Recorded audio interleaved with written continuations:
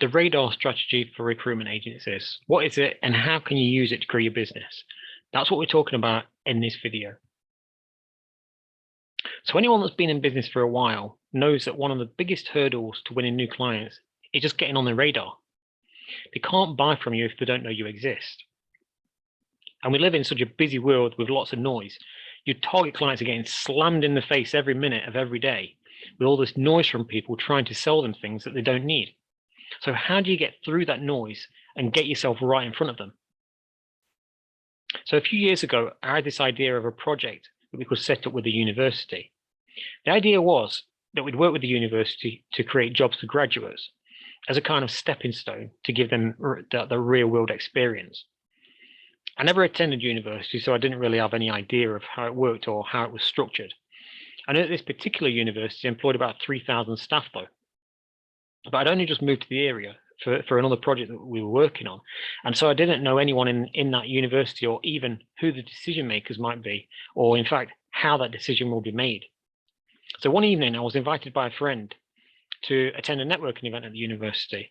So while I was at the event, I discovered they actually had some co-working space, like offices and desks, that they rented out to local businesses.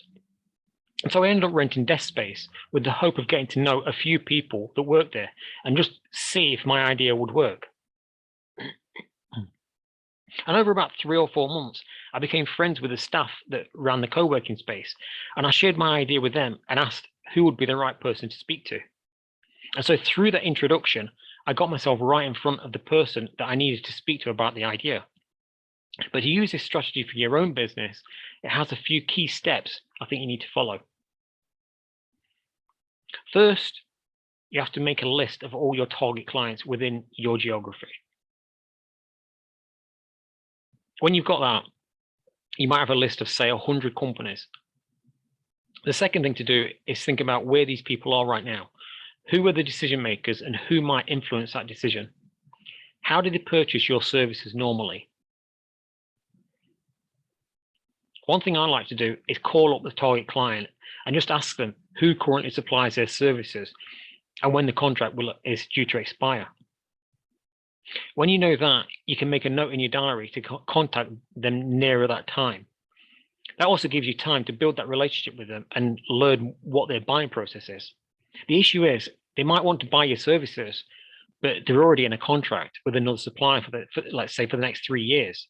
So to try and sell anything to them for the next 3 years would just be a waste of your time and a waste of their time. Another thing to think about, which products or services do they buy that complement what you provide? What else are they buying and who from?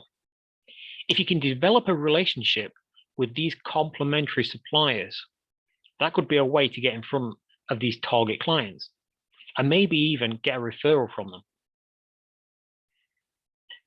The next thing I'd say is, which clients do you already have that might know this target client that you're trying to get in front of? Can they make an introduction to the right person?